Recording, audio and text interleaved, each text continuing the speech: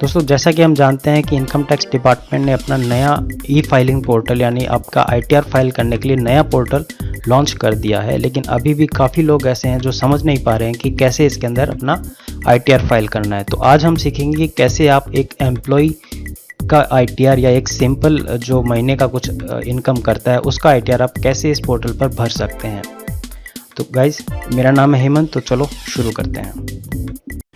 अबे जल्दी बोल, कल सुबह पनवेल निकलना है। सबसे पहले आपको इस पे पोर्टल पे लॉगिन करने के लिए आपको रजिस्टर करना पड़ेगा। अगर आपने पुराने पोर्टल पर लॉगिन कर रखा था तो आप डायरेक्टली लॉगिन कर सकते हैं। रजिस्टर करने के लिए सिंपल प्रोसेस है, आप रजिस्टर बटन पर क्लिक कर दीजिए। आपको कुछ डिटेल्स डालनी पड़ेंगी, जैसे आप पहले अपना पैन कार्ड डालेंगे और फिर उसके बाद में आपका नाम, एड्रेस वगैरह पूछेगा और उसको वेरीफाई करके सिक्योर करेगा। क्योंकि मैं जिसका ITR फाइल कर रहा हूँ वो ऑलरेडी इस पोर्टल पर या पुराने पोर्टल पर रजिस्टर्ड है, तो मैं यहाँ पर डिटेल नहीं डाल पाऊँगा, इसलिए मैं सीधे लॉगिन पर जाता हूँ। लॉगिन पर आपसे पूछेगा आपका पैन नंबर। पैन नंबर डाल के जब आप कंटिन्यू करोगे एक कंफर्मेशन मैसेज देगा और फिर आपको अपना पासवर्ड डालना है लॉगिन के लिए।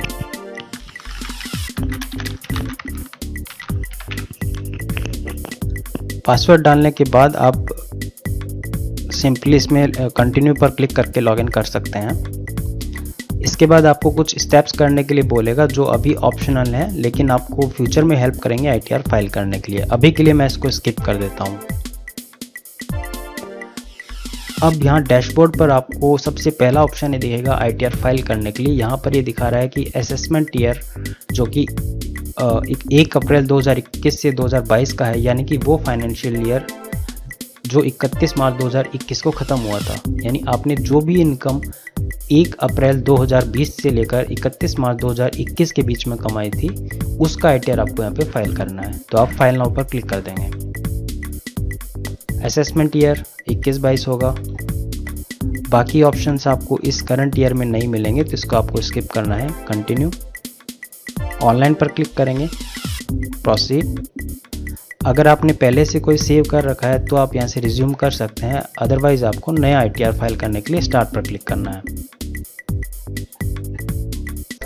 क्योंकि मैं इंडिविजुअल एम्प्लॉय की ITR फाइल कर रहा हूँ तो मुझे इंडिविजुअल ही चूज़ करना है। अगर आप बिजनेस पे रिलेट करते हैं तो अदर्स में जा सकते हैं, या आप हिंदू अनडिवाइडेड फैमिली का ITR भर रहे हैं तो इस पे जा सकते हैं। लेकिन अभी सिर्फ आपको इंडिविजुअल का ही मैं शो करूँगा। यहाँ से ITR फॉर्म चूज़ कीजिए, ITR 1, proceed with ITR 1।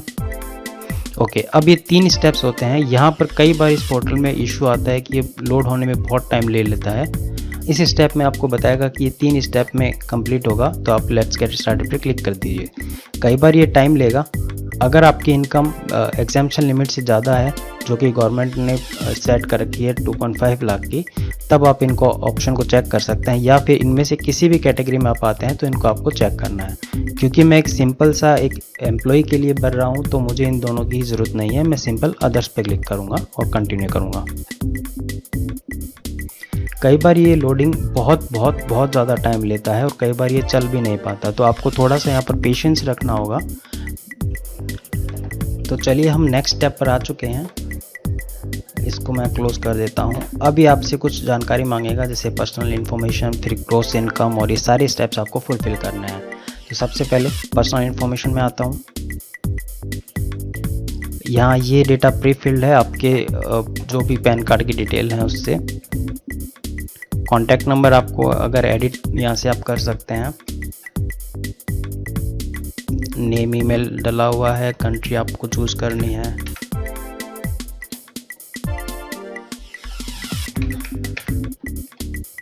Pin code डाल दिया है, इससे ही अपने आप ले लेगा, और यहाँ पर आप अपना एड्रेस वगैरह डाल सकते हैं।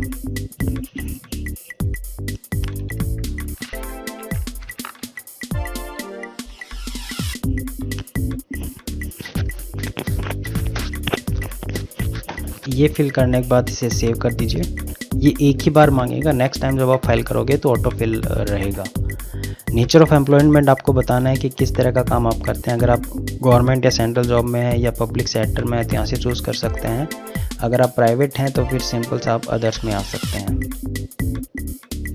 ये आप डिफ़ॉल्ट छोड़ सकते हैं क्योंकि आप बिना आप ड्यू डेट से पहले भर रहे हैं, तो इसलिए इसको आपको चेंज करने की ज़रूरत नहीं है। अगर आपको कोई नोटिस नहीं आया है तो इसको भी चेंज करने की ज़रूरत नहीं है।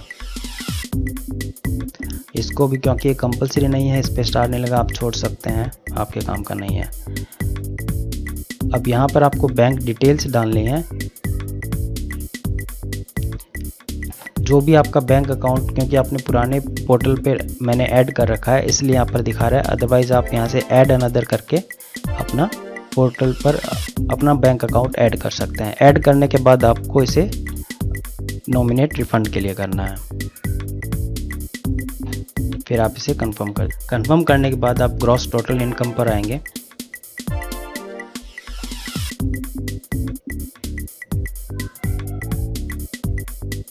ओके, तो अब हम इस स्टेप पर आ चुके हैं जहां आपको अपनी इनकम को डिक्लेयर करना है।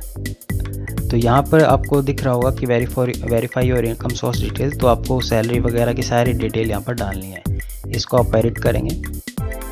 ग्रॉस सैलरी, इसमें जो भी आपको सैलरी मिली है एज़ पर सेक्शन 17(1), यानी कि जो भी नॉर्मल आपको सैलरी मिलती है, एनुअल आपको यहाँ पर डालनी है। यहाँ पर आपको इनकम डालनी है, तो मैं 16,000 मंथली के हिसाब से डाल रहा हूँ, जो कि हो जाएगी 1,92,000 रुपये। मैं अमीर हूँ, बहुत पैसा है मेरे पास। इसके अलावा क्योंकि नॉर्मल सैलरी है और कुछ इसके अंदर है नहीं, तो मुझे कुछ एंटर करने की ज़रूरत नहीं है। एग्जेम्पशन आप डाल सकते हैं कि जैसे मान लीजिए अगर आपने कुछ ट्रैवल अलाउंस वगैरह मिला है कुछ, तो उस केस में, लेकिन क्योंकि अपन एक नॉर्मल एम्प्लॉय के लिए डाल रहे हैं और ये टैक्सेबल स्लैब में भी नहीं आता, मैं इसको स्किप करूँगा।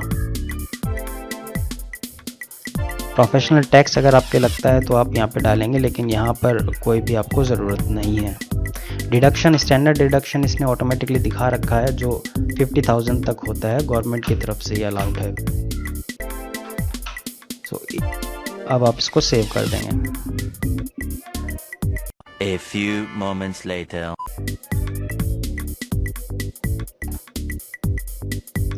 इस स्टेप के बाद में अगर आपकी हाउस प्रॉपर्टी से कुछ इनकम है तो यहाँ पर आप डाल सकते हैं। जैसे मान लीजिए आपने हाउस प्रॉपर्टी सेलेक्ट कर रखी है, आपने किराए वगैरह पे दे रखा है या सेल्फ ऑक्यूपाइड है, तो उसकी सारी डिटेल आप यहाँ पर डालेंगे।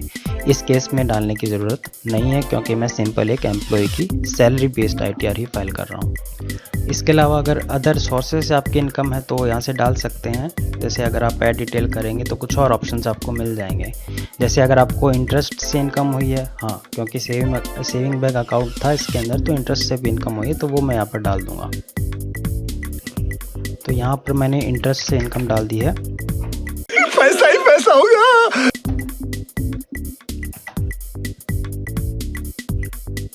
अब इसके अलावा अगर जैसे पोस्ट ऑफिस, कोऑपरेटिव सोसाइटी वगैरह में अगर आपने डिपॉजिट कर रखा है, वहाँ से इनकम हो रही है, तो वो आप डाल सकते हैं। फैमिली पेंशन की इनकम डाल सकते हैं, और कोई किसी भी तरह की डिविडेंड इनकम या शेयर मार्केट की इनकम वगैरह आप यहाँ से डाल सकते हैं। सब डालने के बाद आप कंटिन्यू करेंगे।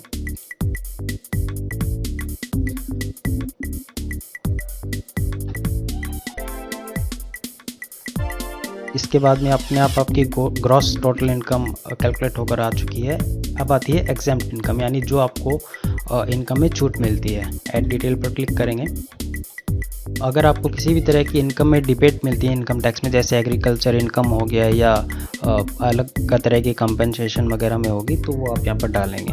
लेकिन अभी इस केस में ऐसा नहीं है, तो हम इसको स्किप करते हैं।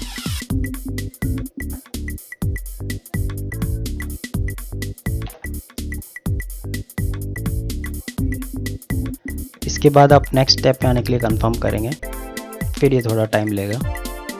बंद करो हाथ जोड़ के, मैं मोदी साहब से गुजारिश करता हूँ। इसके बाद अगला स्टेप है डिडक्शन ऐड करने का, यानी अगर आपने life insurance, medical insurance, provident fund वगैरह में अगर कोई पैसा डाला है तो उसकी डिटेल आप यहाँ डाल सकते हैं।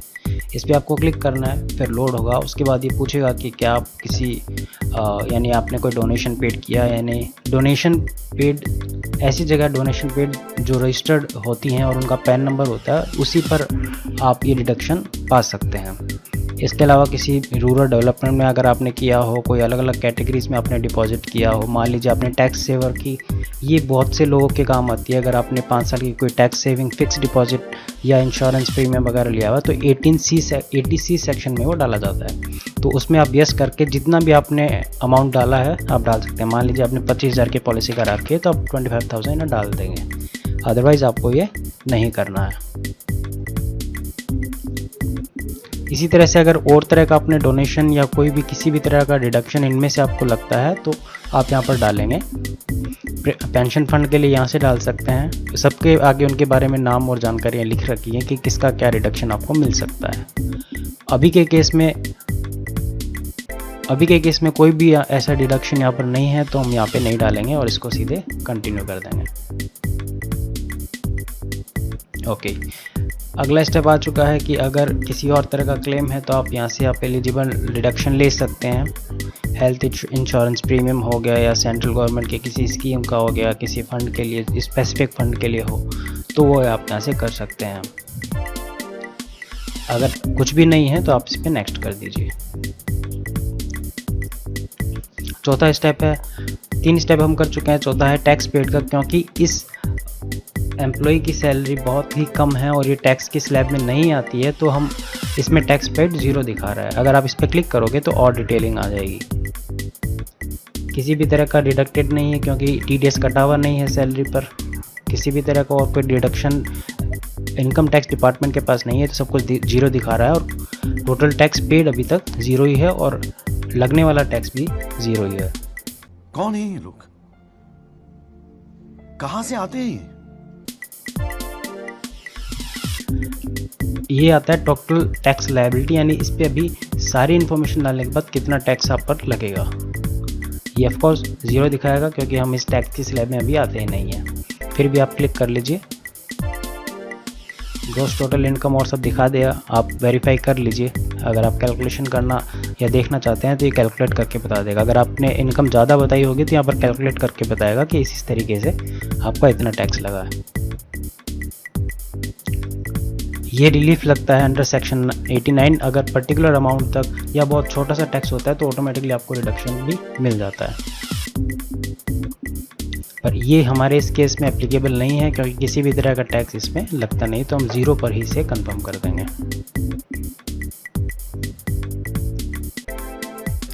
तो ये सभी स्टेप हम पूरे कर चुके हैं और ऊपर आपको यहाँ पर थंब का भी लोगो दिखाएगा और कहेगा कि आपने कंप्लीट कर चुका है, आप प्रोसीड कर सकते हैं। तो फर्स्ट स्टेप कंप्लीट हो चुका है। अब हम रिटर्न की समरी देखेंगे और फिर उसे वेरीफाई और सबमिट करेंगे। अभी मजा आएगा ना भिड़ो। फिर से नेक्स्ट करते हैं। ये फिर समरी दिखाएगा कि आपकी जो भी ग्रॉस इनकम थी विद डिटेल, टोटल डिडक्शन कितना हुआ है, बाकी टैक्स फीस वगैरह कुछ लगी है तो वो भी दिखा देगा। टैक्स पे अगर आपने एडवांस कर रखा है या TDS काटा हुआ है आपका तो वो भी दिखा देगा। अगर कोई अमाउंट पेएबल है तो वो यहाँ पर दिखाएगा। अभी यहाँ पर कुछ भी नहीं है तो आपका रिटर्न प्रीव्यू अपन देख सकते हैं। नेक्स्ट स्टेप पर जा सकते हैं। ओके, अब आता है अपना वेरीफाई का।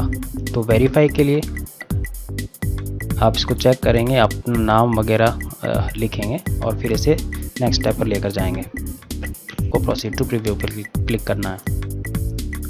ओके, तो ये आपका ITR 1 हो चुका है। इसे सिर्फ और सिर्फ आप वेरिफिकेशन करने की ज़रूरत है। आप एक बार चेक कर लीजिए।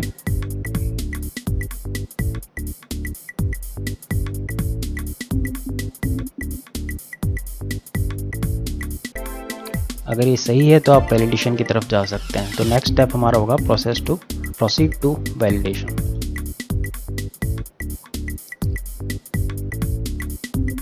अब यहाँ पर अगर आपके ITR में कुछ प्रॉब्लम्स है तो यहाँ पर आपको दिखा देगा। जैसे इसमें 2 प्रॉब्लम्स दिखा रहा है। तो फर्स्ट है प्लीज़ एंटर अमाउंट। जब आप इस पर क्लिक करोगे तो ये डिटेलिंग आएगी। इनकम फ्रॉम अदर सोर्सेज जो अपन ने ऑलरेडी 0 ही डाल देंगे क्योंकि यहाँ पर कोई भी इनकम नहीं है। सेव करते हैं।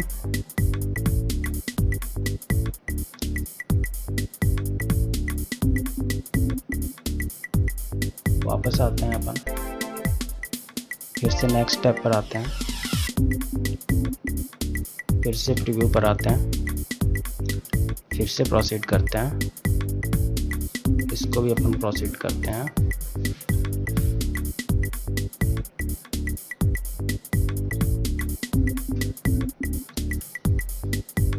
अभी फिर इस पे कुछ इशू दिखा रहा है तो हमें एक एक करके इनको चूज करना पड़ेगा।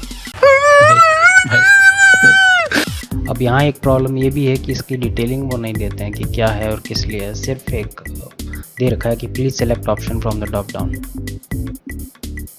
अब ना आप इसको एडिट कर सकते हैं और ना इसके अंदर कुछ अमाउंट डाल पा रहे हैं।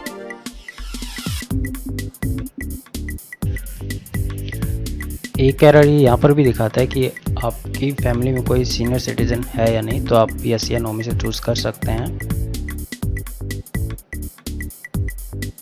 ये डिडक्शंस के लिए है, पर अभी इतनी इसकी भी ज़रूरत नहीं है क्योंकि मैंने इनका इंश्योरेंस वगैरह कुछ भी नहीं ले रखा, तो अपन इसको नो चूज कर यस करके उसे बिना फिलअप किए भी छोड़ सकते हैं। चलिए एक बार फिर कोशिश करते हैं। प्रोसीड टू वैलिडेशन पर क्लिक किया। ओके, तो अब यहाँ पर दिखा रहा है वैलिडेशन सक्सेसफुल, क्योंकि हमने सारी प्रॉब्लम्स को सॉल्व कर लिया है। तो लास्ट स्टेप अपना बचता है वेरीफाई और सबमिट करने का। वेरीफाई और सबमिट करने के लिए आप इस पर क्लिक करेंगे, प्रोसीड टू वेरिफिकेशन। तो इसमें 3 ऑप्शन आपको मिलेंगे, ई वेरीफाई नाउ, ई वेरीफाई लेटर और वेरीफाई वाया ITR-V।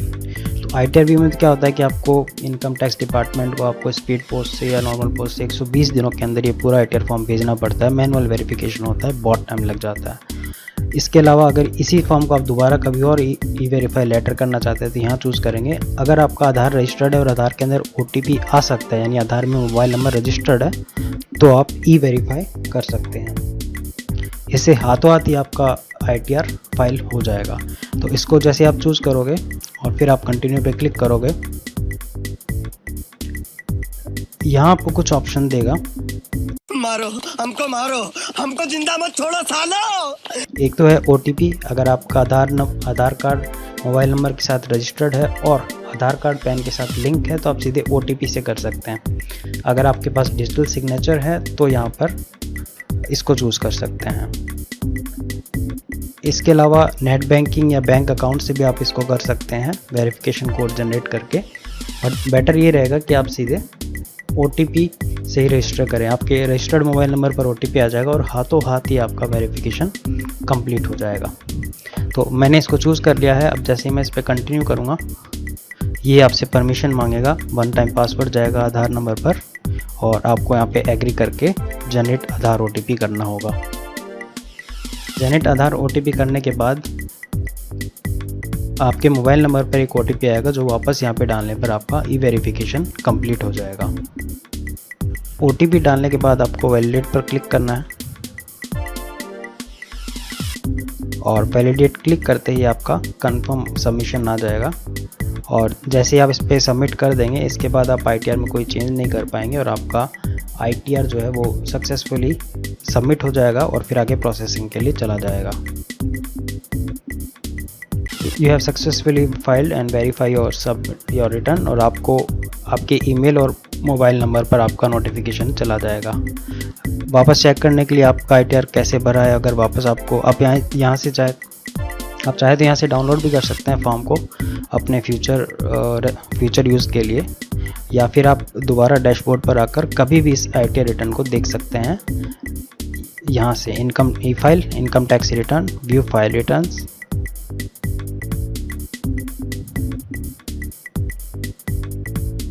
और ये देखिए आपने जो 20 और 21 असेसमेंट ईयर के लिए भरा था उसकी रिसिप्ट, उसका XML और ये सारी चीज़ आपको यहाँ से मिल जाएगी। आई होप आपको ये वीडियो हेल्पफुल लगा होगा। अब नहीं। इस सज्जन को क्या तकलीफ है भाई, क्या तकलीफ है इनको? अभी इस पोर्टल में बहुत सारी प्रॉब्लम्स हैं जो धीरे धीरे रिसॉल्व हो रही हैं, लेकिन काफ़ी अच्छा एक्सपीरियंस आपको मिलेगा और बहुत ही इजी वे में आप अपने लिए इसके अंदर इनकम टैक्स रिटर्न भर सकते हैं। अगर आपको ये जानकारी अच्छी लगी, आपको इससे वैल्यू मिली, तो मेरे चैनल को सब्सक्राइब जरूर कीजिएगा और इस वीडियो को लाइक कीजिएगा। अगर आपका कोई भी क्वेश्चन है तो नीचे कमेंट में डाल दीजिए, मैं उसका जवाब जरूर दूंगा। बहुत बहुत धन्यवाद। खत्म। Bye bye, tata, good bye, गया।